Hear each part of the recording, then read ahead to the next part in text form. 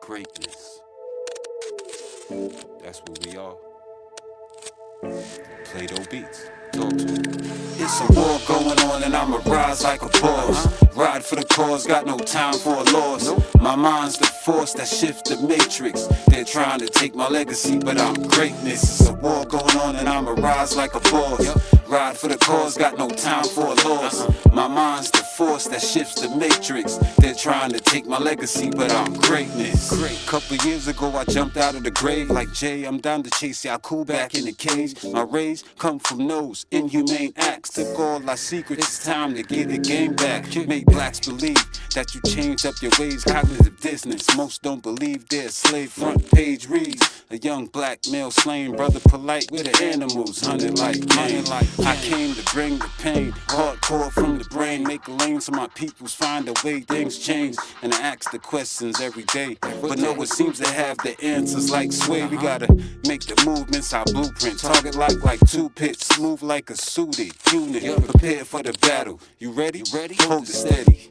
Right before you swing the machete, it's a war going on and I'ma rise like a boss. Ride for the cause, got no time for a loss. My mind's the force that shift the matrix. They're trying to take my legacy, but I'm greatness. It's a war going on and I'ma rise like a boss.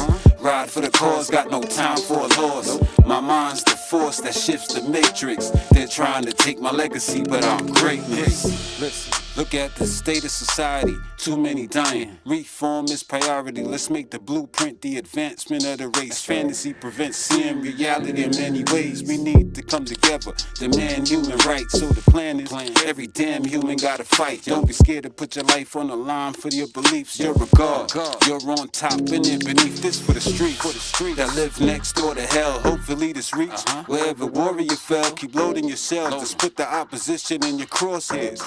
We'll help you find your way if you're lost here. Go in the direction we're facing. When you wake up, won't be no cereal waiting, just inferiors hating. A reality check. Got my eyes on liberation, I'm going at it to the death. It's a war going on and I'ma rise like a boss. Ride for the cause, got no time for a loss. My mind's the force that shifts the matrix. They're trying to take my legacy, but I'm greatness. It's a war going on and I'ma rise like a boss. Ride for the cause, got no time for a loss. My mind's the force that shifts the matrix. They're trying to take my legacy, but I'm greatness. Play-Doh. G. G. That West Coast. G. Going right out.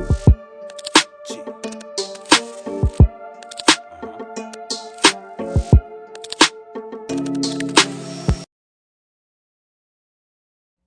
All right, family, peace. Greetings. Welcome to another edition of Baba TV Every Time Fire. That was our brother, beloved brother Jack Hem. Support his wares. He puts a lot of work in. That was him spitting on there. He's done several intros for Baba TV. Very talented brother and good friend and brother of Sankofa as well.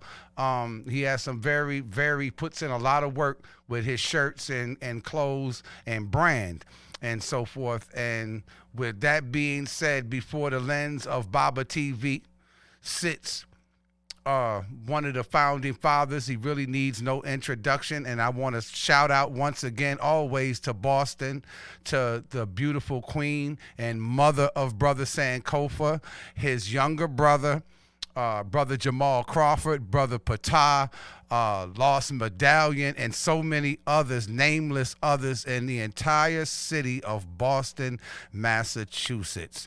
And so with that being said, I'm not going to run my mouth too much. Brother Sankofa has a very powerful, important message to bring to us today. Brother Sankofa. Peace and black power to the family out there tuning into Baba TV tonight, especially of all nights tonight. You know, it's a lot popping tonight, man. It's Sunday. It's the day before is Valentine's Day is upon us. Today is the actual day of the Super Bowl. I believe the 56th annual Super Bowl, if I'm correct. So, you know, a lot of people, you could be tuning into anything right now.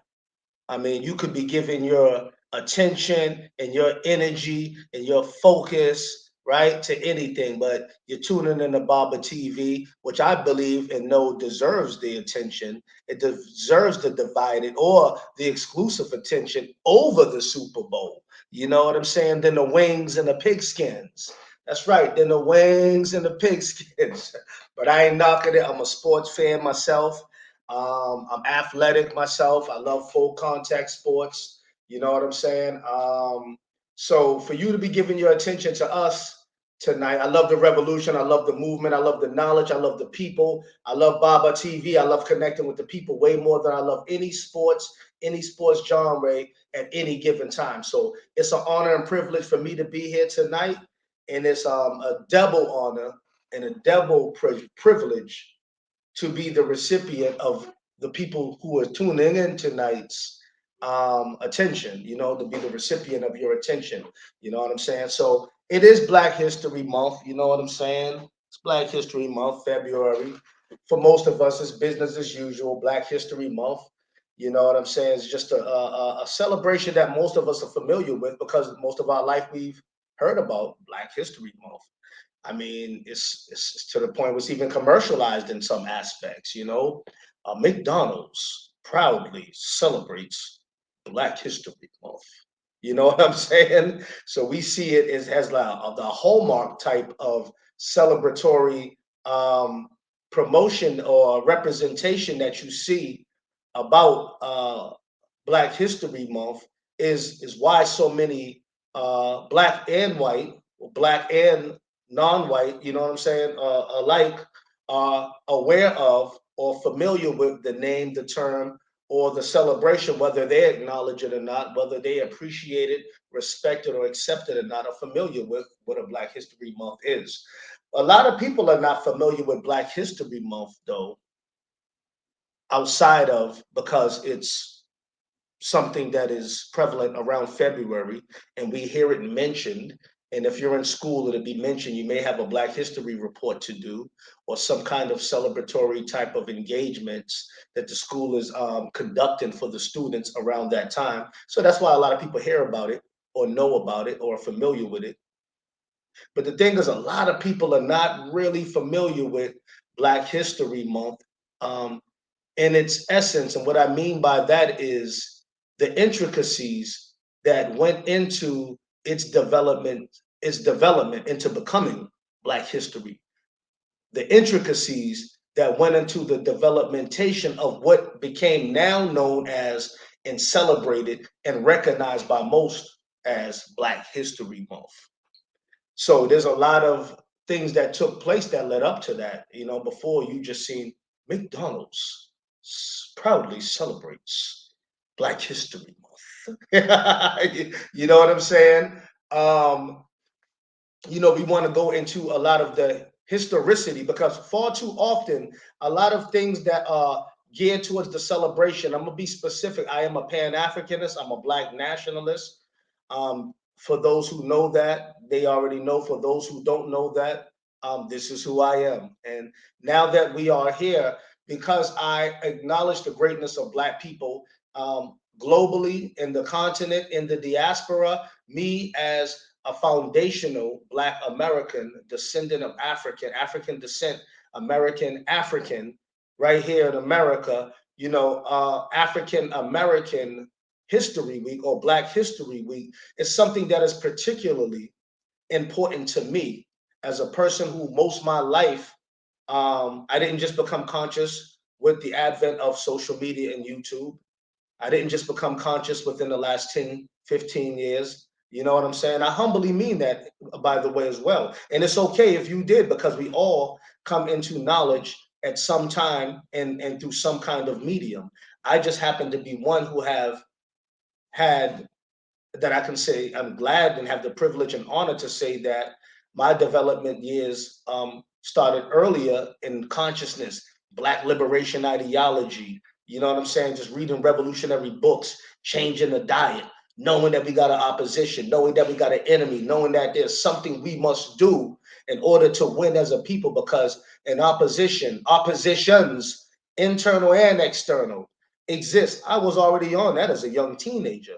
So whatever school of thought I developed in my consciousness in pursuit of knowledge, I always had that spirit. I always had that energy, that mindset as my foundation. You know what I'm saying? So as I grew into more knowledge and started to do more research as an autodidact, I don't have any special academic um, credentials or achievements. I wouldn't say achievements because I do have academic. I've read a lot of books. That's an academic achievement. I'm self-taught. I'm an autodidact. That is an academic achievement. But within the Ivy halls of academia, and I congratulate and salute those who do. And I always tell people, make sure you get that education and put that first. Put the Black self-improvement, self-empowerment. You know what I'm saying? Self-elevation first at the foundation to anything that you do in your pursuits or whatever you do, but definitely get that. However, I'm one who technically, I don't have one. I'm self-taught, but in all my gaining of knowledge, the more I learn, the more I realize how much I have to learn more.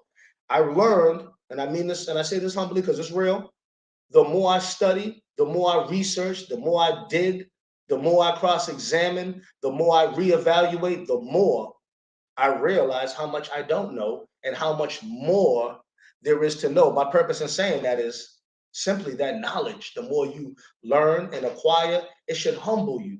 You know what I'm saying? So, and it ties all into the point of the topic of the celebration of Black History Month.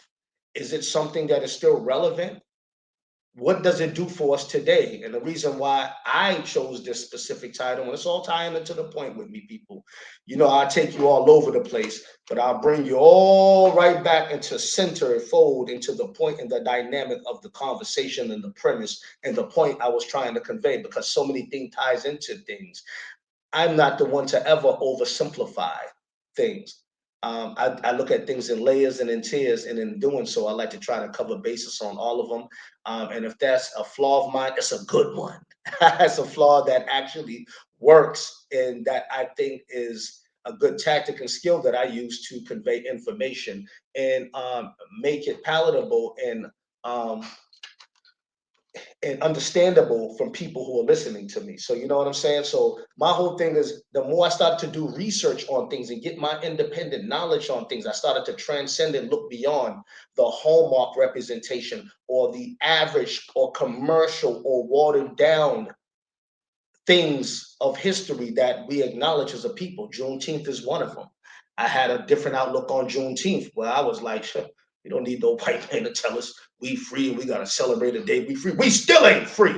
I'm not celebrating no Juneteenth, no old symbolic token symbolism of freedom. I was one of those before I started to really dig in and started to do more research and really apply the fact that the more I realize, the more I study, the more I know, the more I realize I have to dig in more. And the more I do that, I started to have a more mature, more broad scoped, more in depth, more layered perspective of the things that I once had only surface knowledge of and dismissed, predicated upon the amount of information that I didn't know. I threw things away, looking back in retrospect, predicated upon the fact of the things that I didn't know beyond the surface.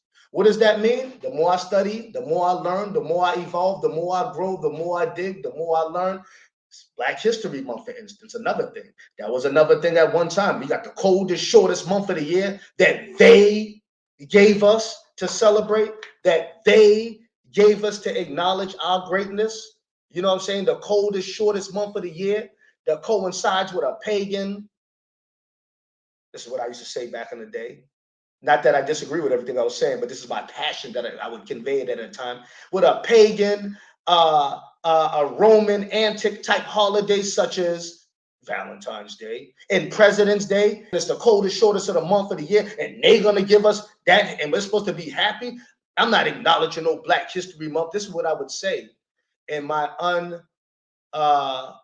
learned state of consciousness, where I had more passion than I had information, where I had, you know what I'm saying, said, death to white supremacy, more than I have read books or pamphlets or literature or really dug deep into just historicity and stuff.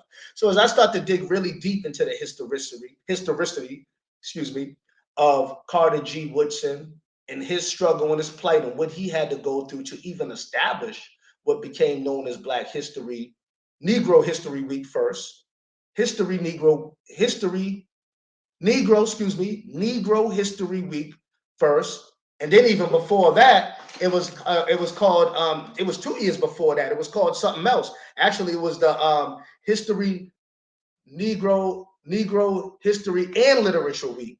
History, Negro, and Literature Week. This was in 1924. So 2 years before 1926 in February when he established, okay, Negro History Week.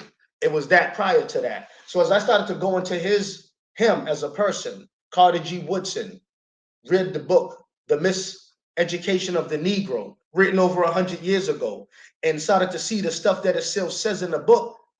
Unfortunately, it's still relevant and pertinent as far as the psychological shackles that you see prevalent as a result of intergenerational colonialism on our minds and the social dynamics that it plays out as. You see him articulate and postulate and elucidate that in his literature, and a lot of the stuff that he articulated and explained then in his book, you see prevalent now. So as I started to really dig in and read literature by Carter G. Woodson, I had a more profound appreciation and respect for what he must have had to go through in the 1920s to establish, this is the 1920s, man, to even have a voice back then.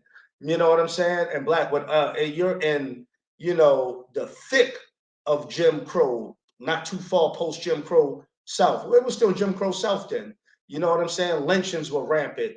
White racist immigrants were coming in, and you know what I'm saying? You had so much going on. The Red Summer of 1920 in Chicago. You had race riots because of the Irish, the Jews, and Italians moving in amongst blacks, a newly liberated people moving in the areas. There was so much racism, discrimination. Yes, on the interpersonal level and on the institutional level. Okay, so you had Black people against Carter G. Woodson too, in his pursuits to establish a Negro History Week, and thought that there was no need for that. And you know what I'm saying? So he had his hands full. He had to juggle a lot. Look at the times in which he was living in. So he made a lot of great sacrifices, and had a very audacious spirit and a brave spirit as well, to even have and a love and concern for the improvement of the people through a proper and comprehensive knowledge of ourselves and history that is too far neglected, that was too far written out of respectable commentary in history, contemporary or past tense. All of these things, in facing the discrimination and racism that he faced in, spawned within him the idea and the vision to organize a day or establish an organization and movement that would counterbalance the norm, the social order of the time. You know what I'm saying? That was very revolutionary. A lot of us say revolution, you know what I'm saying? But besides the chant, a slogan, what does that look like? Let's consider different times with people, contemporary times, what they had to go through, what they were dealing with, and what they accomplished on whatever level that they were at that time. You know what I'm saying? Revolution means complete constructive change. He didn't bring about the complete change, but it's his pursuits were definitely constructive. I think were necessary and critical. And there were many proponents before Carter G. Woodson who tried to set up and establish institutions, which would eventually lead to the institutionalization of academic courses on too far underrepresented African and African American history. There were many proponents prior to him, okay, and organizations prior to him. So because I've started to study the struggle and read more and go more in depth on what people went through to establish things that far too many of us want to throw away nowadays, because we done seen a few videos, read a few books, and have access to a lot more information at our fingertips. Now, a lot of times we want to retroactively go back and pull the rug from under what many people fought for, studied hard for, sacrificed for, died not popular, died broke, nothing really to leave for their family. I mean, they left a legacy for the people to pick up and do something with, but a lot of us are wanting to throw that away because a lot of us have a little bit, we have a passion more than we do have an understanding and a compassion for many of the things and the struggles that our people went through to establish many of the celebrations, a few, not all of them. Some things do need to be reevaluated and stuff like that. But because this is February and it's Black History Month, and there's so much conversation surrounding Black History Month, should we celebrate it? Is it important? Is it relevant? I hear some even say, hey, a sidebar too. Speaking of Black History Month, I seen this at this is a pretty interesting book. I like to read all stuff. I read books, I read encyclopedias, I read books on archaeology, I read books on psychology, I read books on physiology, economics, all of that. That's just my thing. I like to read. That's the autodidact spirit. That's just me. So this is a sidebar. You know what I'm saying? Check this out, y'all, if y'all get a chance. A celebration of Black film. A century of excellence at the movies. You know what I'm saying? So it has like a lot of the greats on there. Regina King, Eddie Murphy, Denzel, Pam Grier, you know what I'm saying? Spike Lee, just a lot of the greats. And it talks about a lot of the history. And this is something that, you know, you don't just have to read this in February. This is stuff, it's Black History 365 for me. 7 days a week, 365 days a year, 7 days a week, you know what I'm saying? All of that, because this is a lifestyle for me. I'm always studying, I'm always learning, I'm always evolving. But my thing is, history is very important. Sometimes having a specific time where we set aside to focus on the great achievements and accomplishments and give recognition and commemoration to a lot of things that people have, from inventors to academics to freedom fighters to political prisoners, you name it, that a lot of our children don't even know about, whether it's February or goddamn not. So what? We should at least use February as a time to try to take their attention and focus it onto every journey starts with a first step. Things happen in stages, layers, and in phases and in stages. There's a such thing called the law of gestation henceforth. The law of gestation, okay, dictates that everything happens in stages. Nothing just happens. So you got to kind of use things. Black History Month started as Negro History Week, then became Black History Month. We're going to go into the historicity of how it became Black History Month. Who shot it out? I mean, who started it? Who established it? The government. Did Black History Month become less legitimate or less relevant or more watered down, and therefore something that wasn't even something that it was for and by the people, something that wasn't for and by the people once the government recognition of the celebration of Black History Month took place? When did that take place? We're going to go back. We're going to cover all of that. But when that first took place was in 1976. The actual celebration, as far as governmental recognition of it, the celebration took place prior to that on the grassroots level when it was brought back in the 70s, actually 1969. We're going to cover all that and bring it all up to date, connect the dots, just trying to get your intellectual taste buds and your palate ready. You know what I'm saying? But in 1976, the then United States President, Gerald Ford established Black History Month. Oh, it didn't establish it. It was established before him. He gave it governmental recognition. Okay? He gave it governmental recognition in 1976, and he did it during the time of the bicentennial of the United States, which was 1776. So some people might look at that and say, nah, that ain't the same thing now. This is watered down. This is not what Carter G. Woodson set up. This is supposed to be, and that is a way that some people could look at it. You know what I'm saying? But we're going to go and cover some things and bring it all up to that, and then come to a final consensus that at the end of the day, or at the end of the night rather, because it is late, you know, you're going to deduce from it what works for you and if it's relevant for you, or maybe you'll have a different outlook on it, or maybe not. Maybe you'll add to it, or maybe you just want to throw the baby out with the bathwater, like some people do, because of they're passionate about information and they learn, aha, Black History Month ain't that. The government acknowledged it in 1976. See, these Black folk conscious folks ain't even telling people that. Like the people brainwashed, celebrating stuff that the United States government gave to us in the shortest, coldest month, and not really doing research, understanding the struggle of people, the pioneers, the legacies, just everything that went into what the fundamental and developmental stages. Law of Gestation, again, everything happens in stages and phases. You know what I'm saying? And because a lot of times we just want to throw shit away. You know what I'm saying? The white man, when Albert Einstein discovered came up with the formula E equals mc squared. E equals energy and mass times square, meaning everything is made up of matter, whether it's solid or liquid, or you can't even touch it, but it's all made up of the same elements of matter. You know what I'm saying? When he came up with E equals mc squared, you see that in school. E equals mc2. You know what I'm saying? Caucasians didn't just stop learning then. Caucasians didn't just say, you know what I'm saying? They added on to that. What they did is they took something that was great and added on to that. You know what I'm saying? They went more into the laws of physics and relativity and invented new things and used their creativity to shape, mold, and advance. You know what I'm saying? And evolve things, because that's what it was supposed to do. You're not supposed to just sit and relish one person's idea, although you're supposed to acknowledge and commemorate it, right? For other people to be edified from and learn from it. You know what I'm saying?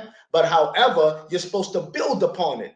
Now, I only use that example of Albert Einstein is to show whites don't stop with their greatness. They acknowledge their greatness, their great ones, and put them on pedestals. They don't have to try to dig and see what organization or fraternity they was in, and if they drunk diet soda or not, or if they were vegans or not, if they what flaw might they have made in their life to try to discredit the greatest achievements that they did that impact a nation of people or nations of people globally. That's what a lot of times we want to do. You know what I'm saying? So, like, in honor of not just Black History Month, but in honor of the history and legacy of Africans globally, in the continent, in the diaspora, and particularly, you know what I'm saying, right here in America, African Americans, you know what I'm saying, Black Americans, you know what I'm saying, I stand strong on the fact that, yes, Black History Month is something that should be celebrated, or at least respected, at least appreciated, and not like in the Hallmark kind of way. You know what I'm saying, Baba? Like McDonald's proudly celebrates Black History Month. You know what I'm saying? A lot of us just look at it as some commercialized, watered down handout by the United States to pacify us. And so it distracts us from real issues, and that's not the case. Real issues were going to happen regardless if we celebrate Black History Month or not. If we do celebrate Black History Month, or we don't celebrate Black History Month, and we're still not organizing and doing things that we need to do to solve our problems and advance ourselves as a people, we're headed for destruction anyway. It doesn't matter if you celebrate that. The distraction is what a person makes their distraction. It depends on the individuals and their psychology and just them as a person, right? But as a group, I think that in a country, right, it's Black history every day. That's right. We run this. But since we have February, let's go into a little bit of the historicity of why it's February. Because we have the brother Carter G. Woodson, okay, who was the person who founded listen, I'm not gonna say he founded Black History Month, because technically it wasn't called that then. Technically, it wasn't called that then. It was called Negro History Week. And prior to that, 2 years before 1926, it was called Negro History and Literature Week. Okay, so just a little bit of history. Carter G. Woodson, you know what I'm saying? He was born in, he was a historian, okay, an author. He's a journalist, you know what I'm saying? and he was a part of an organized and concerted effort to bring unspoken of and unwritten and unacknowledged Black historicity and greatness, African history, you know what I'm saying, around the globe where we were as a people and greatness to the forefront. There were great people before him, Arturo Schomburg, you know what I'm saying, a Puerto Rican activist in Lower East Side, New York. There were many proponents before him and people around his time who were also on this kind of mission too, just to give you a little historic backdrop. And it just wasn't like he was the Lone Ranger at that time doing things in and around that time. You know what I'm saying? So yeah, Carter G. Woodson, he Negro History Week was started. He established it in February. The reason why he did that is because, and you got to consider the time he was in. Let's put that into perspective. He chose February because it was happened to coincide with the birth dates of Frederick Douglass and also the birth date of Abraham Lincoln, who is got a lot of accreditation from Blacks for the Emancipation Proclamation. It is what it is. We have our own outlook and passionate perspective nowadays of things, of people who have a lot more access to information and have a lot of things already ready for us as we stepped in the world without the same challenges in the consciousness and stuff that they dealt with or limitations that they had back then. So for whatever reasons, he acknowledged that because that was popular and an accepted type of thing, celebration for Black people who have always acknowledged Abraham Lincoln. It is what it is. Okay, but that's why he acknowledged. Some people have a gripe with that and say, well, shit, Abraham Lincoln, and then Frederick Douglass had a white woman. He married a white wife before he died. You know, a lot of our people look for anything to just try to throw the baby out with the bathwater and further contribute to the deprivation of liberation information that is underrepresented and disseminated to our people. There's not enough information already out there for, you know what I'm saying, for us to want to take any of this off the table. We're in a time where, oh shit, a political nail has been put in our coffin by us because of our political illiteracy, you know what I'm saying, and laziness even as a people. With Joe Biden, it's a sidebar, but that ties in. And with Joe Biden, with the new policies and things and that he's signing into effect, right, and into legislation as far as it pertains to immigrants and a lot of other people coming here, right, who we are the original immigrant class here as a people. Like, you know, some people, I'm not relishing my status here, America as a slave. No, that's not it, nigga. You got to be realistic. You are here. You were born here. You know what I'm saying? And you are affected by the political, social, and economic paradigm of here. So you are here. Even if you're not into politics, politics is all into and all through and all around and all affecting your ass. You know what I'm saying? Whether you acknowledge it or not. So yes, you are, you know what I'm saying, an American Black. We do have a peculiar, specific and history here in America that has far been underrepresented, oftentimes overlooked and eclipsed with other information, you know what I'm saying, through curriculums and institutors and teachers who don't have our best interest in mind, you know what I'm saying? So I think that with definitely what Carter G. Woodson stood up to do was definitely revolution in his time. He put it in for in the month that he did, once again, February, because of that. Not because it was the shortest or coldest month, like popular belief, like popular urban mythology that I even used to spit one time. I used to even say that. I didn't check sources and references. We didn't have Google, Wikipedia, and all that, and libraries and books already at our fingertips on a device back then. So you went with the popular thing, man. It's the coldest, shortest month of the year, and it coincides with President's Day, who are slave owners. You know what I'm saying? And it coincides with Valentine. That ain't ours. Give that back to them. But then I started to study Carter G. Woodson and the contributions that he made and what he had to go to establish that. Definitely, I give him credit where it's due. And although he established it at the time he did, with the relevancy between Frederick Douglass, one of our greatest freedom fighters, orators, right, and intellects ever produced. Shout out to Frederick Douglass, to the legacy and libation on his memory and legacy, definitely. You know what I'm saying? But Carter G. Woodson also said this. he was also noted for saying that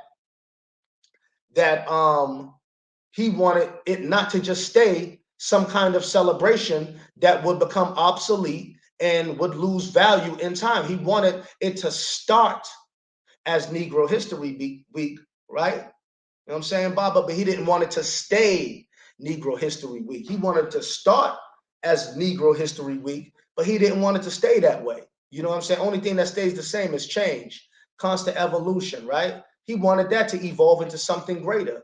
But what he had in his time and where he was with it, he established that. Now it was up to us to take it to another level. And I believe, and I wholeheartedly agree with that, because there's a lot, that so much history we have as a people, 365 days in a year, that we can find a lot of greatness that did take place in the month of February.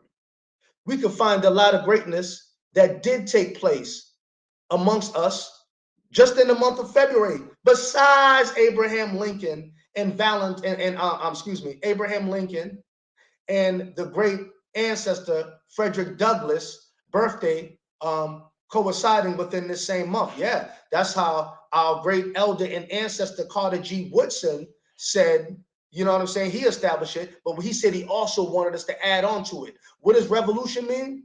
Revolution means complete constructive change. So one of the most and greatest revolutionary things you can do is add on to the greatness and the legacy that a brother established, that an ancestor established, by adding on some other greatness to it. This takes study. This takes research. This takes passion. This takes love for the people. This takes understanding the psychological, the socio-political dynamic and reality in which we're living in, what we're about to be written out of. You know what I'm saying? With the political nailers in our coffin, all these immigrants is coming here. You're going to be seeing a lot of changes coming. The black vote is becoming obsolete. That's going to change a lot, because a lot of them are coming here again. It's all ties into Black History Month, why it's important on a socio-political level too. On a psychological level, that's first and foremost. On a psychological level, that's first and foremost, because we are people robbed of a comprehensive knowledge of self. But on a social level, right, in a political level, the tide is changing. New faces are coming. We're becoming no longer the first and oldest and most important minority group in America, with other people here who have an ethnic and cultural continuity, an ethnic pride and cultural continuity, and they're bringing that here as a group, as a united group, therefore as an economic force, and they're making provisions for them, for their people, rightfully so. You're supposed to, because the first law of nature is self-preservation. I'm not saying they're doing nothing wrong.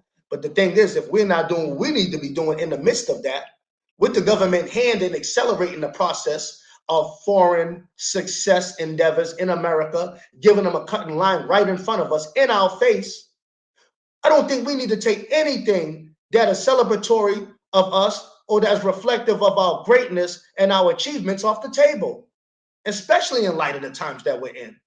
Yes, the fight is psychological. At first, when he first established it, the great ancestor Carter G. Woodson, because people that don't know their greatness is destined for destruction and failure, because they're going to have racial insecurity, no cultural continuity. They're going to learn about other people and their greatness and attempt to go out and imitate them and attempt to parrot them, opposed to establishing something great for themselves that establishes and distinguishes them as a unique people who have made contributions to human advancement and the growth and evolution of human endeavors with their own uniqueness and their own cultural continuity and input. This is what the psychology of what having a comprehensive knowledge of self is supposed to do with us in giving us some pride. So that's why it is psychological, but it is also social and political. The fight is also social and political. We have to look at it on all levels and consider it from all those different dynamics, if you will. So I say add on some of the greatness that took place in the month of February, because a lot has taken place in the month of February, man, for the viewing audience out there, for my brother Baba. You know what I'm saying? Look at February 26, 1877, for my brothers out there in the Nation of Islam. Shout out to you. The FOI, the mighty, mighty FOI, Master Fard Muhammad. Master Fard Muhammad, born February 26, 1877. Robert F. Williams. Robert F. Williams. For those who, let me take you a little bit of history. Robert F. Williams started an organization down in Louisiana called the Deacons of Defense. The Deacons of Defense were a self-defense, a militia organization, right, that went out to the voting booths where black people were attempting to vote so they can establish equality on whatever local level they can, with whatever rights that they felt that they had at the time to utilize it when they were facing the threat, the terror, and the onslaught of the local Ku Klux Klans of America. You had Robert F. Williams. They preluded. They were the prelude, right, or the forerunners to the mighty and great Black Panther Party, right? Robert F. Williams. He was born February 26, I forget the year, but February 26th, it was in the month of February. You can look up the year. Google it, damn it. But he was born February 26th this month. So I will add Frederick Douglass's birthday, Robert F. Williams' birthday. Who else's birthday is in February, which happens to be Black History Month because it was chosen by the great ancestor Dr. Carter G. Woodson in 1926 because of the birthdays of Frederick Douglass and Abraham Lincoln, right? You don't have to just acknowledge Abraham Lincoln. You know, we're going to honor the great ancestor regardless, but I affirm Frederick Douglass. I affirm Robert F. Williams, February 26th. I affirm and I acknowledge Huey P. Newton, whose birthday is also February 17th, 1946.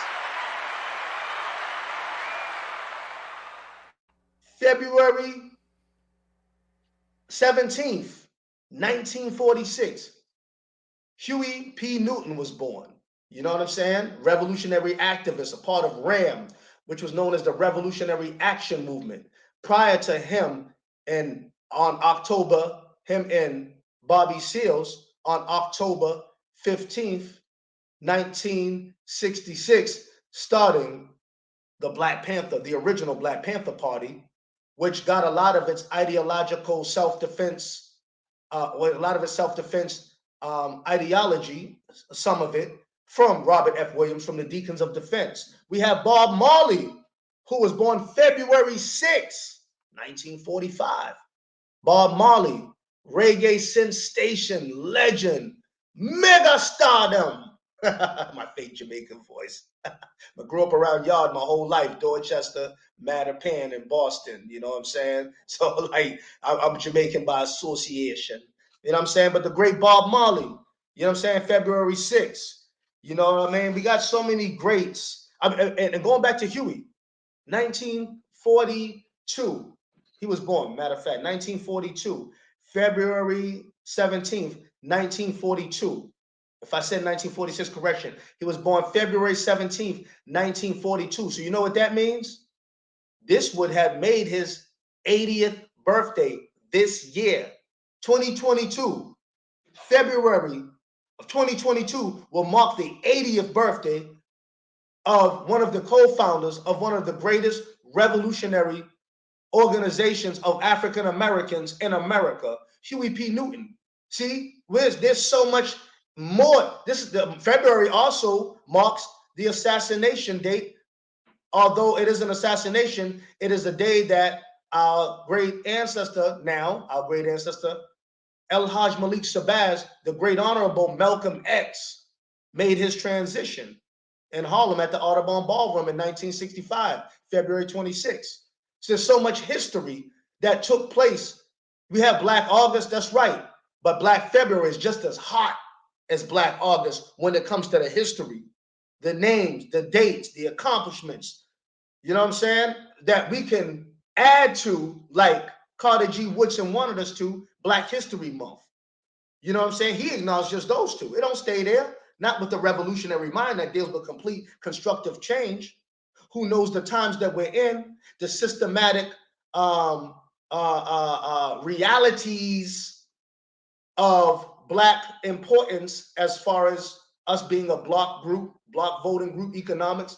is coming to be made more rendered, to be more marginalized in this ever evolving, growing world where other minority groups under civil rights are benefiting and getting more rights for them as a people, as an organization, as a sexual gender preference, more than us as a group. So I affirm we don't take none of that off the table. What we do is we use that as an opportunity to inform, to start information campaigns. You know what I'm saying? To really start, February 22nd, 222. Yes, right. Father Allah, physical born date, 222. You know what I'm saying? Coming up.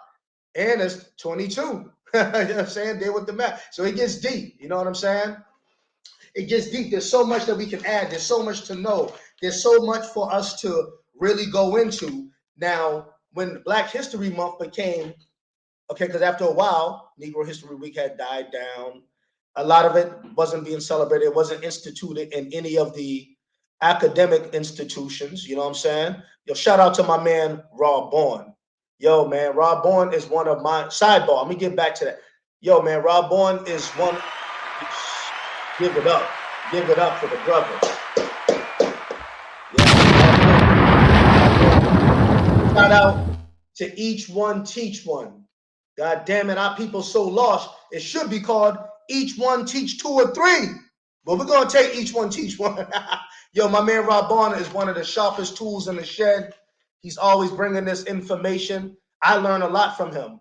You know what I'm saying? I've been around for a long time. I'm close to 50 years old. You know what I'm saying?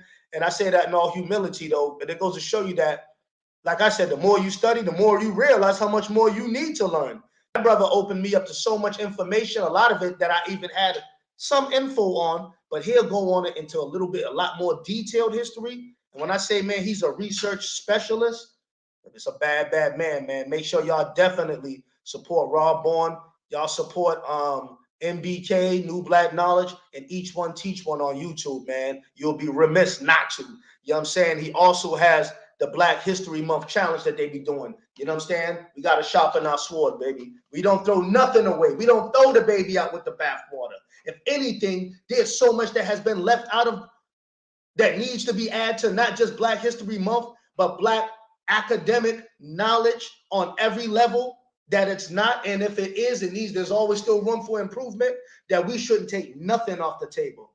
There are some people I've heard on YouTube making the claim that because Black History Month started as Negro History Week, because Black History Month started as Negro History Week, and that what it had became as, you know, time progressed into the late 60s and then moving into the 70s, where it had gotten governmental acknowledgement and acceptability as far as it being a nationally recognized annual celebration, rather. You know what I'm saying? A lot of people say that's not the same thing. They will contend that that is not the same thing, and that is like a commercial, watered down version of what the great brother Carter G. Woodson was trying to establish with the Negro History Week. Keep in mind, he did want it to evolve. Now, for different reasons throughout history, it lost its fervor, it lost its, you know what I'm saying? A lot of people, it wasn't getting the push. It wasn't having the drive. Carter G. Woodson was one man. His organization, you know what I'm saying, that he was a part of, that dealt with the academic pursuits of research and dissemination of information of African American African studies. You know what I'm saying? He was only one person. He can only do so much. That's why he wanted to start off as a weekly celebration of something that becomes annual, and then something that we take as we study and learn our greatness, which was what he was fighting for in the first place. We, after learning more, do more by catapulting it and evolving it and shaping and molding it and building it into another level. That's what he wanted to do. So I can't say that.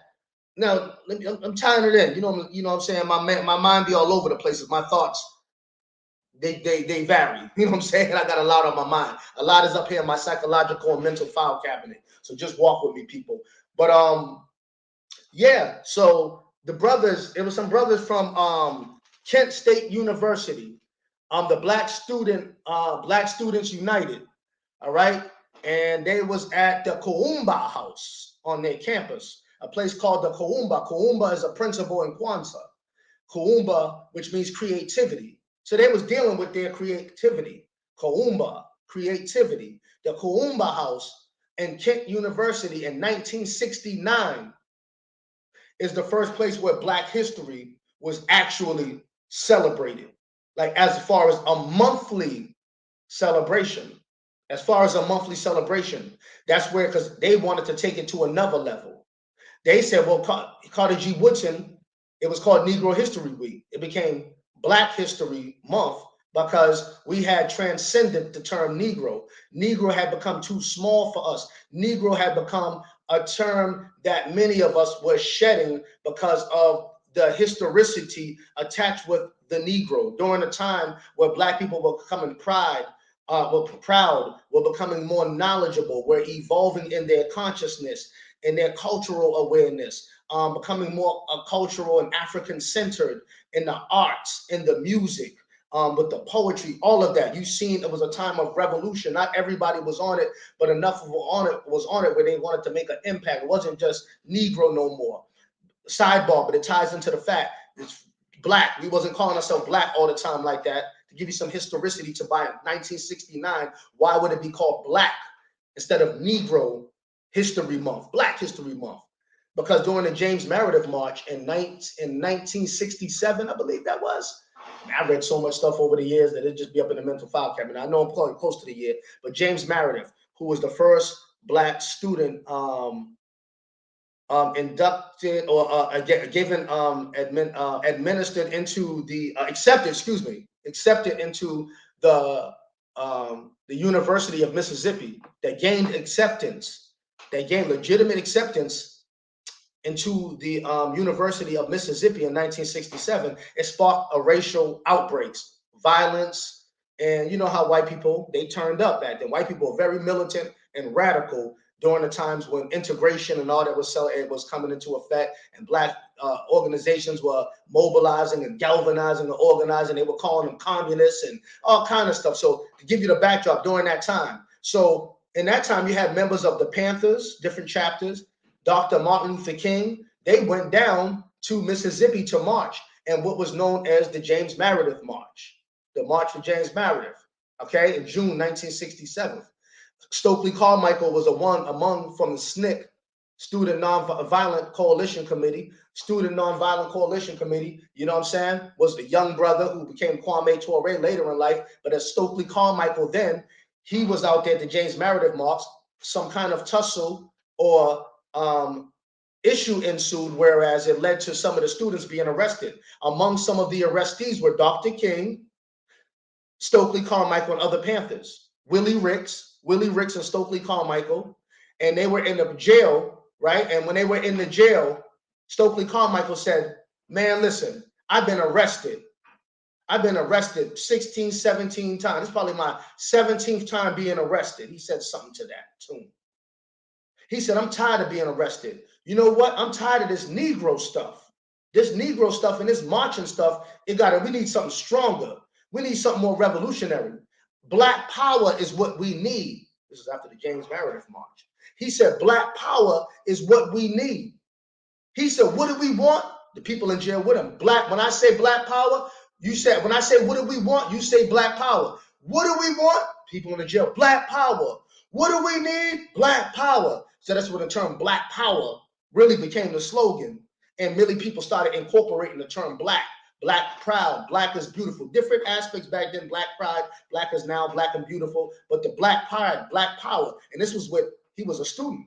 Even though he was an activist, the activism took place on the campus because these people were interested in our historicity, not just our historicity and breaking the psychological shackles, also establishing ourselves as an economic viable community, right, and group, right? So we can have political and economic progress and success and sustainability for the generations to come. because without that, you'll be a slave to other people that do have that amongst their communities. They'll establish things in your community and underdevelop you or keep you maintained and impoverished a state and paradigm that you're in, that you constantly see right now. So that's why history is very important. That's what these people fought for, Black power. So now it was called Black History Month during the time, because just 2 years later, the fervent of Black empowerment, the Black Power movement, Black is beautiful, Black is now, had already took shape and mold amongst the people,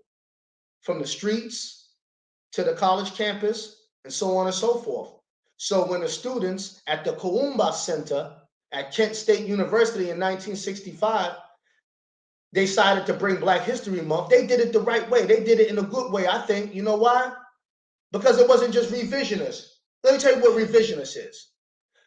Revisionist is if you go and out of romanticizing a certain person or event that took place in history, right? Or time in history where people had a certain greatness. They wore a certain kind of attire during that time. So you want to wear that attire now. Or you bring back the history or greatness that took place, but you're not adding anything to it.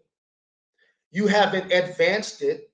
You haven't brought anything to make it distinguished or make it exclusive or something different than what it was before. You just brought it back. You didn't bring, that's just revisionist. See, revolutionary is when you bring it back, but you put something, you added something onto it. You shaped and molded it. You tweaked a few things. You highlighted a few certain other things. You made a couple of annexes where annexes were needed to be made. You built some bridges. You know what I'm saying? You established some more foundation. There was foundation established. You built institutions on them foundations. You just didn't romanticize the historicity. That's the difference between revisionist and being a revolutionist. See, when these guys brought it back to do it for a month and to call it Black History Month instead of Negro History Week, for me, I think that was dope, especially considering the time. However, it wasn't just supposed to stay there either. During this time of assassinated leaders, the rise of political organizations, not just the Panthers, but the Mau Maus, the Young Lords, the Mau Maus, yes, under in Nairobi, Kenya, in 1959, they got their liberation from under the British, who are a murder, underground, vicious murder society for their liberation of their people from the Kikuyu tribe. Kikuyu, it sounds like Kikuyu. These motherfuckers can kill you, but there's this name of their tribe was the Kikuyu tribe, and they're under the leadership of Jomo Kenyatta. You had the Mau Maus over in Kenya, right, in the 1950s, early 60s. So you had American blacks wanted to try to emulate that organization over here, had the Mau Maus in the United States, and it wasn't on the magnitude of the Mau Maus in Kenya, but I can dig that they loved, respected, and wanted to imitate that revolutionary type of courage, that revolutionary type of audacity, you know what I'm saying? To even be organized and being, you know what I'm saying, getting yourself ready for stuff like that. You know, you had a lot of stuff popping out back then, a lot of Black militant organizations rising up and stuff like that. So it would make sense that the United States government, well, how do you do something with these niggas are rising up? They're becoming more socially conscious. They're wanting to become a nation within a nation more than ever. The Negro and civil rights paradigm and marching and praying and just, you know, having peaceful protests is changing. These niggas is robbing banks to fund their movements. They have underground organizations. We have the zebra murders all up and down California. That's when they were just dropping white people left and right up and down California, from Sacramento down to Los Angeles. It was known as the zebra murders. Ties into the point. Just giving that, I'm giving my idea of one of the reasons why they so-called gave government acceptance recognition to Black History Month, and like they do with a lot of other things, to add some cream in the black hot strong coffee to cool things down, to, you know what I'm saying, pacify, you know, people, you know what I'm saying? So I'm saying they're looking at all these things going in. You had 1970, you had Mark Essex. If y'all don't know who Mark Essex is, man, look up Mark Essex. Mark Essex was a soldier down in New Orleans, Louisiana, former military. He was kicked out, very revolutionary, he was RBG'd up to the death. He was the Nat Turner or something like it, similar to the Nat Turner of 1970, 1971, whenever that incident took place down there, man. And he was shooting out with the damn, they had to call the National Guard, man. One man was going to war with the damn police force, dropping him, man. He got shot to death on the top of a Howard Johnson building in Louisiana in 1970. But just check out the story yourself. My whole point is there were so many different people raising up movements, organizations, the movies, blaxploitation was showing revolutionary type of like Three the Hard Way showing Jim Brown,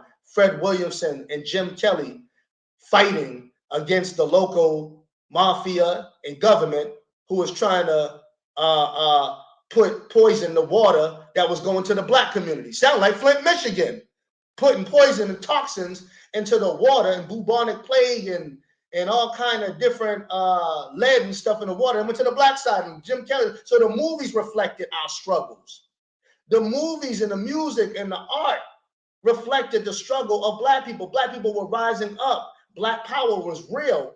And these people are sociologists that we're warring with. These are not niggas on YouTube that you debate with over facts and rights and dates and history and epigenetics and all kind of shit. These people are social engineers. So once they started to see, well, these people are rising up, becoming politically educated, all we need is one generation of them to raise up. They'll undo a lot of generations of what we did to shackle them. And not only that, they'll become more of a radical, more problem to destroy. I think what we should do now is start to make tokens out of niggas. Make them $40 million slaves. Stop paying them more money. Stop integrating them more. Stop giving these niggas a little bit more jobs and concessions so they can have the illusion of inclusion. You know what I'm saying? Shout out to Grandmaster Jay. Shout out to Grandmaster Jay. You know what I'm saying? I'm glad to see you tuning in. Shout out to everybody tuning because it's real in the field. You got your brother on here. You know what I'm saying? I'm glad to see everybody chiming in and checking it out. You know what I'm saying? They seen us rising up. These people are social scientists. These people we talk about and read books called The Art of War. These people strategize blueprint and got war strategists and scientists from psychological to weaponry levels of tactical engagement on you. So you got to understand something. These people are looking at it from a different perspective. They seen us more of a threat than many of us did. They seen that small microcosm of Black empowerment, Black liberation, a struggle, a nation becoming a nation within a nation who wasn't just talking rhetoric. A lot of these people were attracting everybody from the college students to the nigga in the streets to the person up in the suites. From the nigga in the streets to the executive up in the suites. We're getting attracted to this message. How do you shut it down? You commercialize a lot of stuff. You give people money. You give people concessions. I think the attempt may have been to do that with Black History Month. But see, this is the difference between revision and revolutionist. A revisionist and a revolutionist. Yes, the things what the brothers fought for in 1969 and Kent State University that became Black History Month first celebrated at the Kuumba House, right? By the brothers from the Black United, what was the name of the brothers? The Black United, the Black Students United college campus organization that they had. And then later it became picked up and adapted, just like they're trying to do the Juneteenth now. I'm not throwing away Juneteenth because they commercialized it.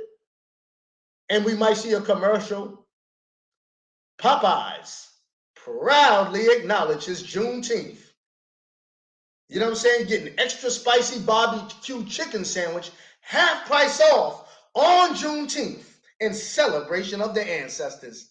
So if they see that, I'm not throwing the baby out with the bathwater after the years of research and history that I did. And not only that, that's nothing in comparison to the years of sacrifice, the bloodshed, the discrimination, the opposition that they had to face from both Negroes in opposition to them and handkerchief head Uncle Toms in opposition of the likes of people who wanted to establish institutions and of academic that gave us the psychological improvement for the psychological impairment that we were suffering from.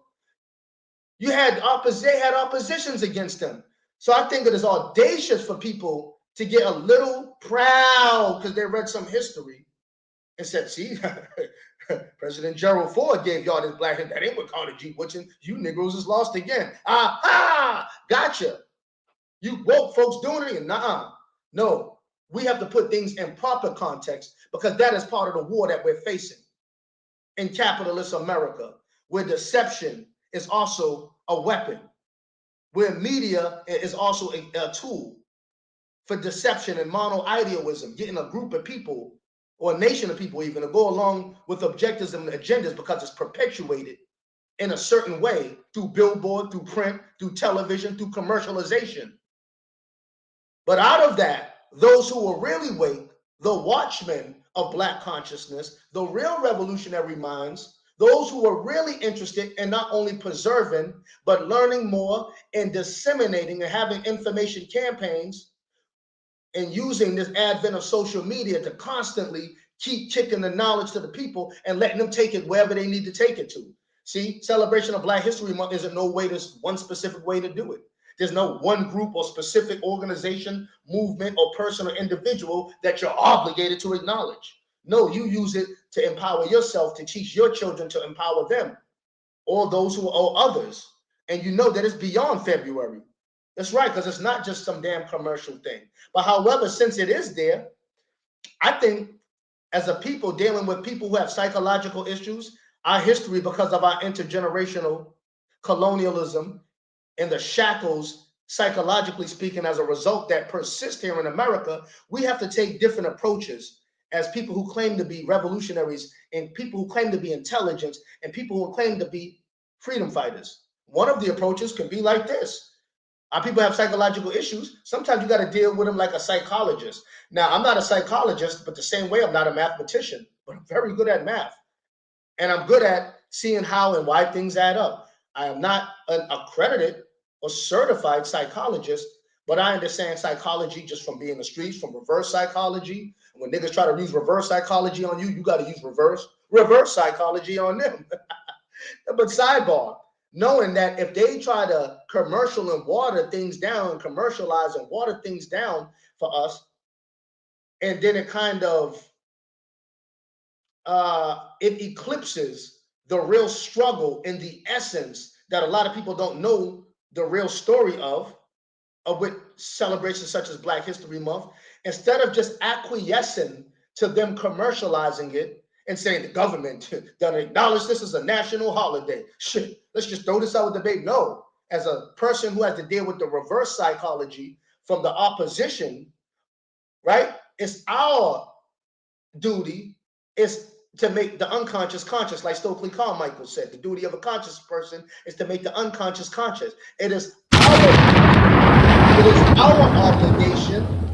You know what I'm saying? We should feel imperative. It should be imperative on our behalf to teach, to go against that, to establish what real Black history, revolutionary Black history, not United States commercialized, watered down version of Black history. McDonald's acknowledge Black History Month. No, we're talking about the revolution. We need to start bringing it back and going into the grassroots. That's our challenge as woke folks, real ones anyway, not just the ones on YouTube, but ones who really believe in this, ones who was here before YouTube. And even if you wasn't and you learned from YouTube, they're still real amongst us. We're battling for the hearts and minds of the people. And the battle is on different levels. It is layered and tiered. We're not just affected. God damn it, we're infected. We're not just affected, we're infected. We're not in a position to take nothing off the table. If anything, we need to add something for March. We need to add something for April. We need to add something for May. We need to have something for June. We need to have something for July, so it gets us reoriented with the greatness. And that still won't be enough, because that's how much insurmountable greatness we have. That's so much we don't even know about. There's so much that we have yet to discover that you're damn right. February ain't enough, but it's a start. And every journey starts with a first step in the right direction. You can't let the opposition offset us because they try to come. That's all it took is to commercialize some shit. Well, damn, all they got to do is commercialize some more shit. You niggas won't even be talking about none of this in the next 30, 40, and 50 years. Let them cut every nigga, one of you niggas, a check just to teach fake YouTube revolution And a lot of you niggas will sell out and commercial and water down your own channels because of that. You talking about a Black History Month. A lot of you niggas is up for sale. And you're only talking about a lot of stuff because it's up for sale. You can make money off of it. The revolution is being monetized. Now get your money, and you should have economic pursuits, which should be balanced with sincerity, realness, and commitment for this. So therefore, the money's not making you, you're making the money, and the revolution is not being compromised because it's being capitalized. You know what I'm saying? Because a lot of you niggas is no different than what you're claiming Black History Month or many other celebrations or concepts of Black history as being watered down by the white man for money. You're watered down by the white man for money, mostly a lot of you niggas out there. So I affirm that Black history becomes greater. We have people like, you know, we have teachers, man, like the brother Rob Bourne, you know what I'm saying? MBK, you know what I'm saying? The other brothers that he rode with, that they do a lot, man, and spend a lot of money on books and information. That's what you call passion. That's what you call diligence. That's what you call commitment. And our shackling and our psychological, the imbuing of the intergenerational psychological psychosis and post-traumatic slave syndrome that you see many of us exhibiting in our deeds, ways, and actions have been being imbued in our minds for so long that we would be remiss to not continue to teach and seek knowledge, because there's so much more that we have to learn to counterbalance that which have been done, because we've been lost a lot longer and indoctrinated a lot longer than we have been reading the knowledge that we have been recently having access to. Recently, no matter how long you've been studying, it's recent in the bigger scheme of the struggle for us for liberation collectively, intergenerationally as a people. We're just getting on to something here. This little bit of knowledge you got ain't free. It ain't doing nothing yet, but it can. Every journey starts with a first step in the right direction. The micro affects the macro, so we got to start somewhere. And like I said, it's beyond Black History Month, but we're not taking that off the table. God damn it, they're taking everything and pulling the rug from us and everything. We don't need some of our own people because they're passionate, because they got a little information and highlighted a few things. And aha! This was in 1976. This isn't Negro History Week, but Carter G. Woodson throw it all away. You know what I'm saying? Then what do you have to give us? Nothing. You know what I'm saying? Nothing. You know what I'm saying? Television, through the weaponization of our art and hip hop, is controlling the minds of our children. Studies show that Black and Latino, but mostly Black children, watch television and play video games more than other children of any other ethnic or racial group. And we're trying to take history for those that it applies to. Everybody's not saying we should take it off, or they're not even really concerned with Black history, whether it's February or goddamn September or December. You're distracted by Christmas. Thanksgiving, you're focused on. In November, you're focused on Thanksgiving. September, you're focused on going back to school. All throughout the summer, you're thinking about the cookout. And I'm not saying you should have fun and shouldn't do things in life. That's not what I'm saying. I'm trying to draw a correlation and convey the point a certain way so you can get it. You know what I mean? You know what I'm saying? So it's like you're so preoccupied, you know what I'm saying, through February, thinking about the Super Bowl, thinking about Black History Month, doing Black History Month, most of us.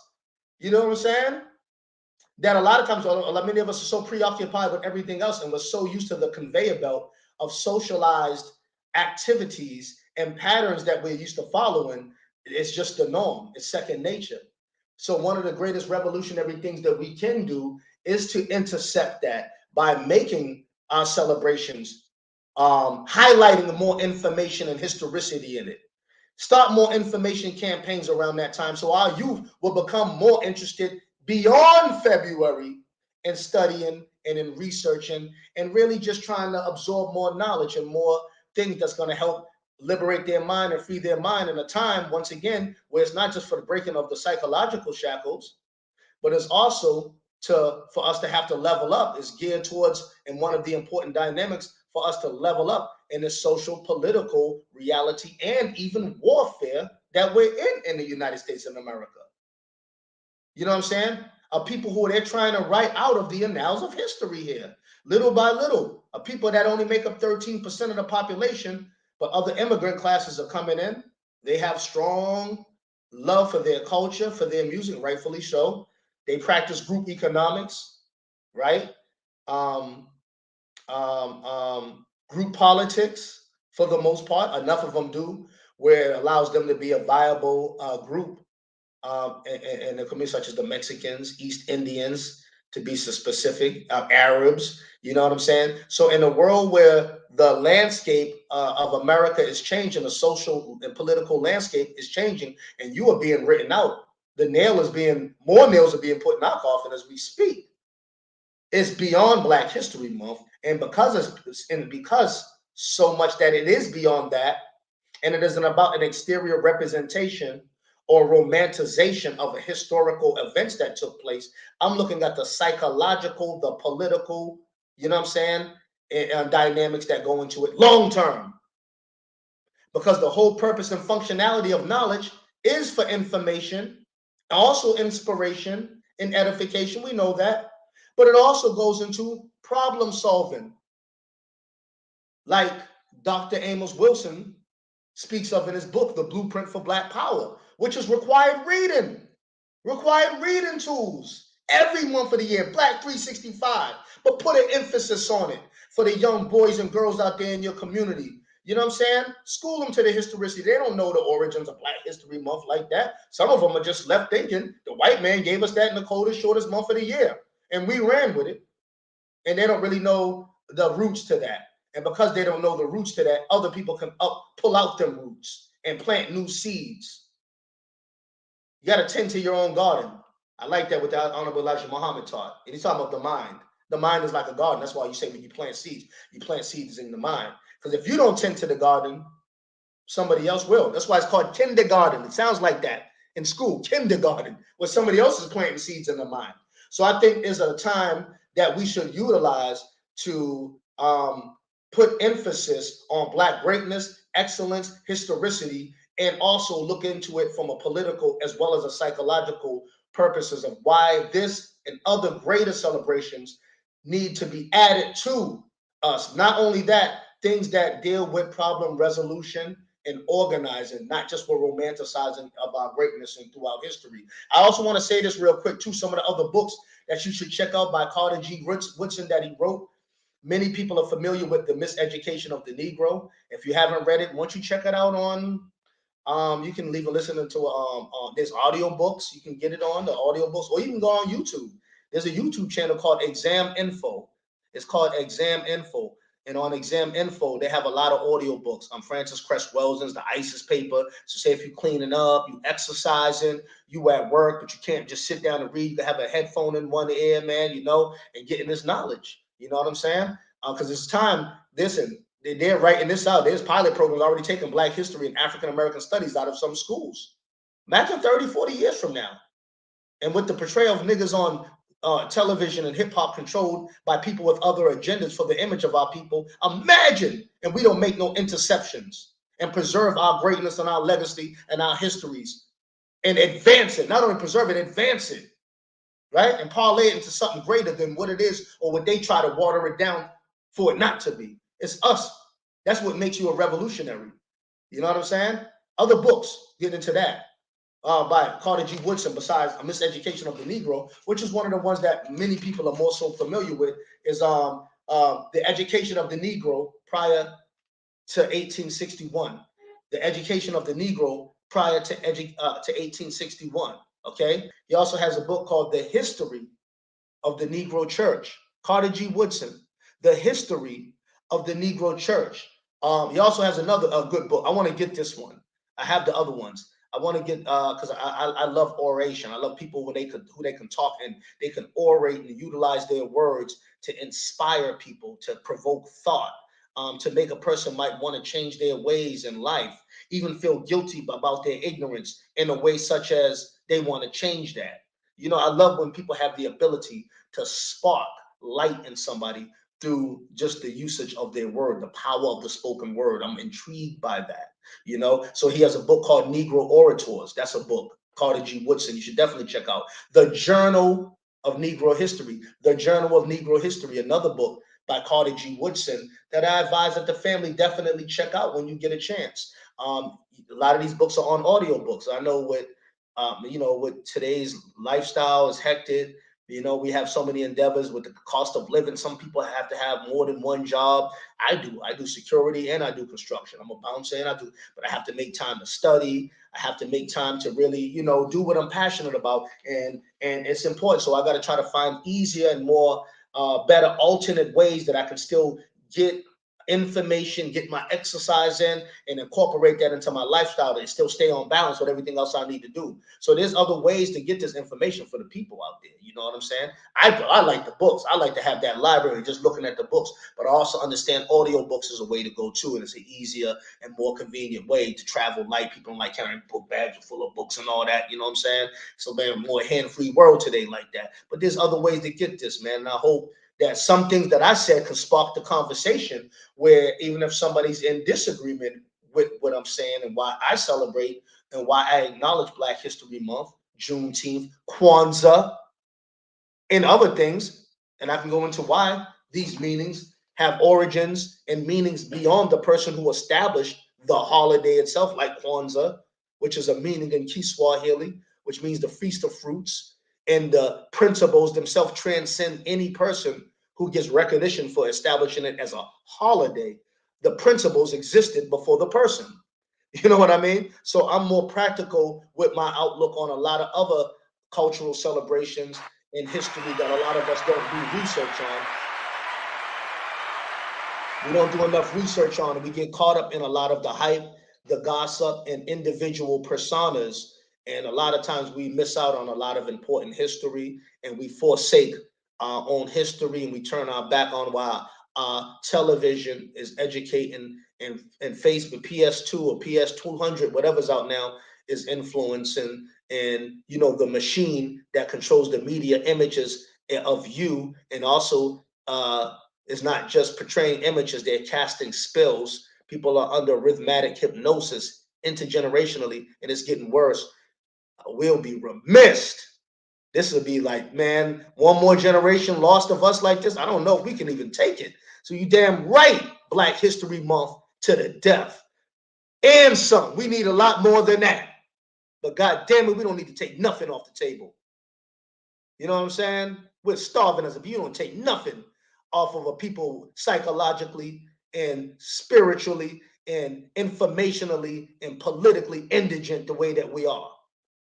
No, we eat the fish, we eat the fish, spit out the bones, separate the pros from the cons, establish and reestablish things that work. And when things don't, we upgrade it and annex it with something that does. This is how nation building really looks. This is what it really is. There's no one immediate instant answer. Just add libation and the truth just grows out of it instantly. Nah, everything's a process. The struggle is a process. Your development is a process. You exercising, you got to go against resistance and deal with pain and struggle. It's a process of growth and development. It's the law of gestation that correlates and relates to everything. It's all relative. You know what I'm saying? So then, yeah, knowledge yourself to better yourself. That's what I say. Health, wealth, and knowledge yourself, man. Barbara, if you want to add anything or say something, because you know me, I'm a ball of fire. You ask me a question, I'll make a question up and go on forever. brother Sankofa, I had something, but I mean, I'm glad I waited because you got to it, and that was that, some of our people, we get so much knowledge and information, and you got your own damn foot in your way, in the sense that you don't come to our people with humility. When you get all you got to do is get one leg up or one step up on your brother and your sister in knowledge. And instead of you going to your family with humility, you go with a goddamn stick in your hand. You approach each other with the same goddamn hatred that the slave master bred in you. That's right. So what my question was, but you already went through it, was that, or not a statement, not really a question, to add on to what you already dealt with. And what most of our people know is that, okay, the white man give you Black History Month. A lot of our people who are on another level of education, you know that the motives weren't right. You know it's the shortest month of the year, but we take like the nation of gods and earth. They say, okay, you want to give us this third? Okay, you go to our people who don't have that. You don't go way up here with the information that you know our people might be at a lower level. So you tell them, well, you know, that's a good thing about this month. Now take this information, take that information, because remember, they just talking about Black Wall Street on the news when our family been teaching you about that years ago. But I'm not gonna say nothing because it's good. Put it on the damn TV, because our people have been trained and conditioned to listen to this white man. That's all I have to say. And you said a mouthful. You definitely said a lot, man. You said a lot. You said a mouthful, man. How many of our children know certain Black inventors? We like to rock the mic. That's one thing we're known for, rocking that mic. The electric acoustic transducer, another name for the microphone. The electro-acoustic transducer, invented by a man by the names of James Earl West. James Earl West. See, we rocking the mic and don't even know a lot of the history behind a great Black mind who was behind inventing one of the devices that we're so prolific at using to convey our creativity. There's so much. We know rappers, lyrics, word for word, and that's okay because we are creative and people are attracted to persona and energy. That's just the nature of social nature. But like I said, if we don't intercept that and plant and pull out some weeds and plant new seeds, then we are aiders and abettors in the demise of our own. You know what I'm saying? How many people know that Garrett A. Morgan invented a traffic light? They know everybody's bars, hooks, trap songs, word for word. A lot of our children don't know that, and a lot of them don't want to know, or don't even know that they do want to know. So a lot of them really do, because that is just not popular. We got to start making truth popular. I think we have enough strong personalities, creative people, people from the hip hop generation, from the element of the community where we use the same vernacular and colloquial terms, and talk the same talk and dress the same. Well, you know what I'm saying? We can interact, and that exchange should be there. It's a void. But the social media channels are there doing it, but more people are bickering and trying to prove to each other that, nigga, I'm smarter than you, and I know more than you, nigga. And that time you didn't dot your I's and cross your T's, I'm gonna make a video about that, nigga. I'm gonna beef with you for a whole year about that, nigga. And I'm gonna get paid. You know what I'm saying? So that's what it's coming to. So how many of us imbuing the elevator? Alexandra Miles invented the elevator, the phone's transmitter. Granville T. Woods, the automatic gear shift. Richard Spike, the spark plug. Edmund Berger, the refrigerator. J. Standard, the peanut butter. George Washington Carver, that's one many people. But not only that, did he just invent peanut butter? He learned the usages on so many levels to botany, and specifically the peanut. You know what I'm saying? He was a master botanist that dealt with plants. You know what I'm saying? Sarah Boone invented the ironing board, the gas mask. Garrett A. Morgan, also the traffic light.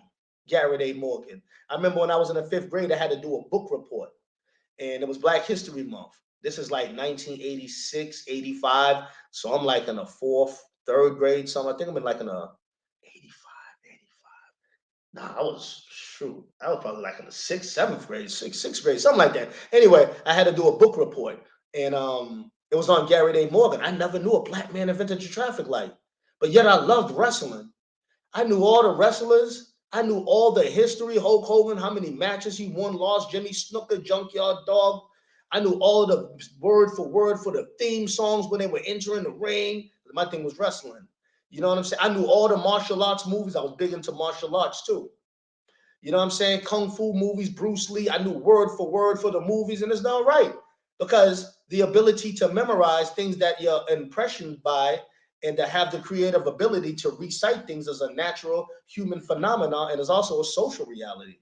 But I also was noticing, what about Black history? If this was popularized, or some of this information was taught more, it'll be more inspiration for blacks to aspire to be inventors.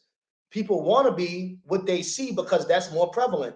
I love hip hop. I'm from the hip hop era. So I listen to the hip hop, even some of the ratchet stuff. You know what I'm saying? I'm from the streets. I'm from the hood. I came up hard. I came up in a certain era before I evolved into my consciousness. So I'm not holier than thou, and I do listen to things, but also like to have a balance. But imagine if the knowledge was used in our art forms more, because people studied the knowledge enough to be able to put it in the art form to inspire the youth. You might have more black inventors, right? More black people aspiring to be brain surgeons, more black businessmen of various different kinds of business. You know what I'm saying? More black people get into different kinds of just all kind of just greatness. The sky's the limit. And sky's not even the limit, and the limit's not even the limit. God damn it. So just imagine what inspiration can do. The lubricating cup, Elijah McCoy. That's what a term calling something, this is the real McCoy, came from Elijah McCoy, right? Who invented the automated self-lubricating cup in a locomotive train that it all lubricated itself. So it advanced, you know what I'm saying, logistics and transportation as a result of that. The mailbox. When you go to the mailbox, when you put stuff in the mailbox, or you receive stuff out of the mailbox, when you waiting for that check, them income tax checks, or the child support checks. Yeah. You know what I'm saying? If it ain't direct deposit, you know what I'm saying? The mailbox. Paul L. Downing. Credit that black man for the invention of the mailbox. The bicycle frame. L.R. Johnson. The air conditioner unit. Frederick M. Jones. The blood plasma bank. The blood plasma bag, excuse me. Charles Drew. The fountain pen. William Purvis. So when you're writing something, the pen is mighty and the sword, you ill with the pen. That black man, William B. Purvis, is responsible for what you're using. Back to the blood plasma bag, Charles Drew. It's funny because when I was young, I used to always go up to the school bus stop at the top of the street, right? Up in my hometown of Boston. I lived in the Roxbury-Dorchester borderline on Blue Hill Ave, right? And where I lived at on Blue Hill Ave, the corner of Blue Hill Ave and Columbia Road, right? There's it was always a clinic I would go to. And as a pediatrician, I would always go to that clinic. My mother would bring me there. And the name of that clinic was called the Charles Drew Clinic. I never even paid attention. I just thought it was trying. I never know it was a black man. I just thought it was a building called Charles Drew, named Charles Drew. But as I started to get more acquainted with knowledge, as I started to pursue knowledge and started to get into African American studies, I think it was a book I just got from the library during Black History Month. It happened to be in Black History Month.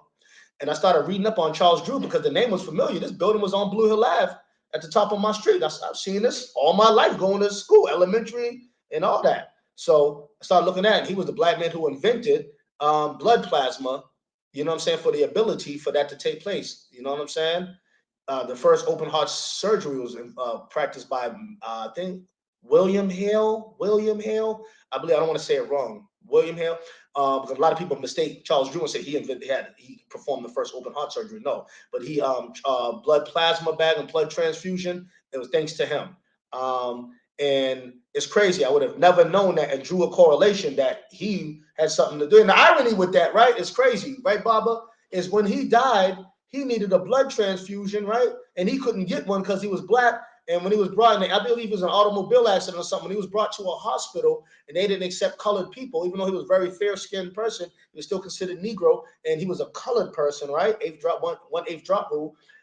He had to try to get to another hospital to try to preserve his life, and unfortunately didn't make it.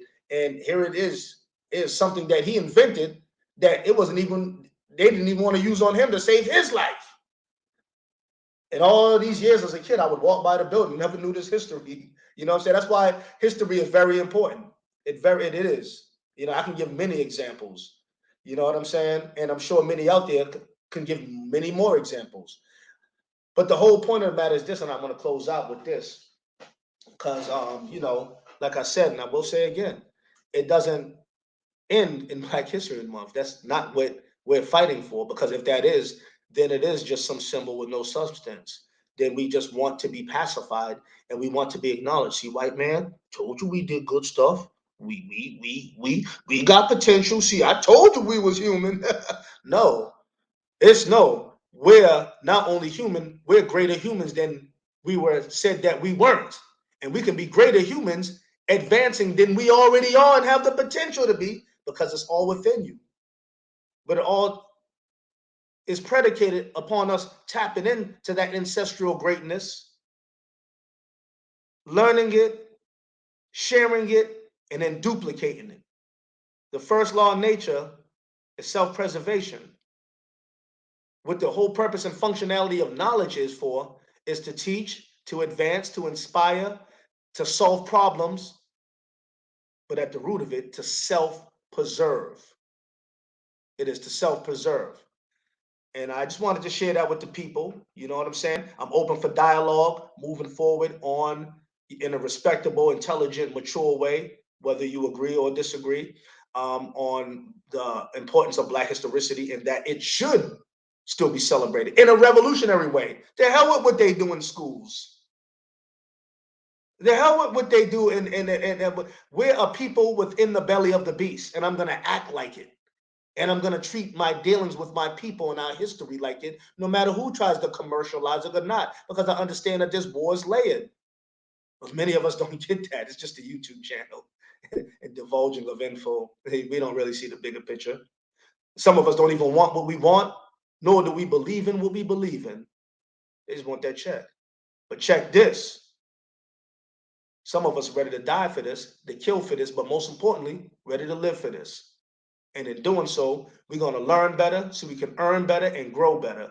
And I just wanted to leave the family with that. I love y'all. I love you, Baba, for always opening your platform to give me the floor to teach and share what's on my mind and in my heart with the people.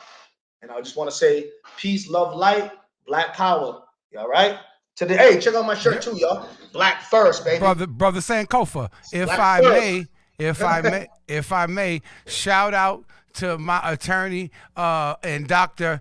Malik Zulu Shabazz, and Yes. I want to just mention, if it's okay with Brother Sankofa, that he's returned. Brother Sankofa, Yes. for many who may not know, was a member of and is a member of the new Black Panther Party. He was a part, I believe, of the chapter in Trenton or Newark, New Jersey, with alongside Brother Divine Allah. Shout out to Brother Divine Allah. And he is recently returned home to the new Black Panther Party.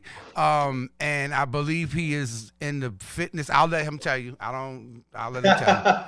So yeah, hey, thank you, Baba. Damn, I'm getting so caught up in the head of myself. I forgot to, expound upon that or mention that and put the people in the know to that. And yes, me and my big brother, Dr. Attorney Malik Zulu Shabazz, we chopped it on the phone, go back some years, and we had a great conversation. And at the end of the conversation, I decided to definitely start to align and reorganize myself with the new Black Panther Party, with the whole purpose of getting things done with a solution orientation at the center of why I even decided to realign myself with the forces of the new Black Panther Party. So I'm going to be endeavoring with fitness. That's right, Woke Hogan. It's my nickname. Everybody called me that. Woke Hogan, baby, aka Jim Kelly, because I stay in the gym. Shout out to my man John Kim. Doing things that pertains to fitness, education, and having a fitness and health society within the new Black Panther Party is going to be one of the things that I'm contributing. And I'm also going to be on, and I'm going to be promoting it a little bit more on Facebook and YouTube. Malik Zulu Shabazz will be promoting it on social media as well. That I will be as an honored guest on the Black Panther on the YouTube channel, the Black Panther Liberation School, the new Black Panther Party, the new Black Panther Party Liberation School channel. So, and that will be on the 20th, which is next week. So I will be an honored guest there, and I will be covering, you'll get a little bit more of my history in the Panther Party, what inspired me and attracted me to become an active member in the Panther Party close to 20 years ago. Some of the endeavors that I've done on the ground, some of the things that I've experienced, or some of the things that upped my revolutionary IQ, and that just was part of the shaping and molding of who I am and who I am also becoming. Now I've reverberated and joined forces back with the Panther Party, growing a little bit older, wiser, and going through other different doors in this conscious journey that I've been on, that has just fine-tuned me a little bit more, matured me a lot more, and has, I think, made me a lot more formidable to be a contributing factor as far as solution orientation goes in the new Black Panther Party. So yes, I am a proud member, realigned with the new Black Panther Party. Shout out to my brother Malik Zulu Shabazz, the new Black Panther Party, the Huey B. Newton Gun Club, and all the revolutionary minds that are out there that know that Black liberation is what it is freedom or death. Shout out to y'all. All right, Brother Sankofa, if you want to wrap it up, I want to give to our people who might not have seen it at the beginning, I'm going to replay our brother Jack Kim's video. Support his with Black Eye Clothing and Brooklyn Reserve. He puts in a lot of work. This brother spits, I mean, hard.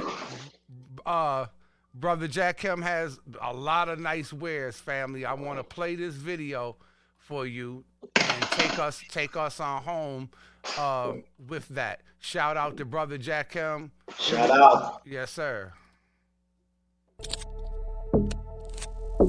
Greatness. That's what we are. Play-Doh Beats. Talk to me. It's a war going on and I'ma rise like a boss. Ride for the cause, got no time for a loss. My mind's the force that shift the matrix. They're trying to take my legacy, but I'm greatness. It's a war going on and I'ma rise like a boss. Ride for the cause, got no time for a loss. My mind's the force that shifts the matrix. They're trying to take my legacy, but I'm greatness. Couple years ago I jumped out of the grave like Jay. I'm down to chase Yaku back in the cage. My rage come from those inhumane acts. Took all our secrets, it's time to get the game back. Make blacks believe that you change up your ways. Cognitive dissonance, most don't believe they're a slave. Front page reads, a young black male slain, brother polite with the animals, hunted like game. I came to bring the pain, hardcore from the brain. Make a lane so my peoples find a way things change. And I ask the questions every day, but no one seems to have the answers like Sway. We gotta make the movements our blueprint. Target like two pits, smooth like a suited unit. Prepare for the battle. You ready? Hold it steady. Right before you swing the machete. It's a war going on and I'ma rise like a boss. Ride for the cause, got no time for a loss. My mind's the force that shift the matrix. They're trying to take my legacy, but I'm greatness. It's a war going on and I'ma rise like a boss. Ride for the cause, got no time for a loss. My mind's the force that shifts the matrix. They're trying to take my legacy, but I'm greatness. Listen. Look at the state of society, too many dying. Reform is priority, let's make the blueprint the advancement of the race. Fantasy prevents seeing reality in many ways. We need to come together, demand human rights. So the plan is, every damn human gotta fight. Don't be scared to put your life on the line for your beliefs. You're a god, you're on top and then beneath this for the streets. That live next door to hell, hopefully this reach. Wherever warrior fell, keep loading your shells. Just put the opposition in your crosshairs. We'll help you find your way if you're lost here. Go in the direction we're facing. When you wake up, won't be no cereal waiting, just inferiors hating. A reality check. Got my eyes on liberation, I'm going at it to the death. It's a war going on and I'ma rise like a boss. Ride for the cause, got no time for a loss. My mind's the force that shifts the matrix. They're trying to take my legacy, but I'm greatness. It's a war going on and I'ma rise like a boss. Ride for the cause, got no time for a loss. My mind's the force that shifts the matrix. They're trying to take my legacy, but I'm greatness. Play-Doh. G. That West Coast. G. Going right out.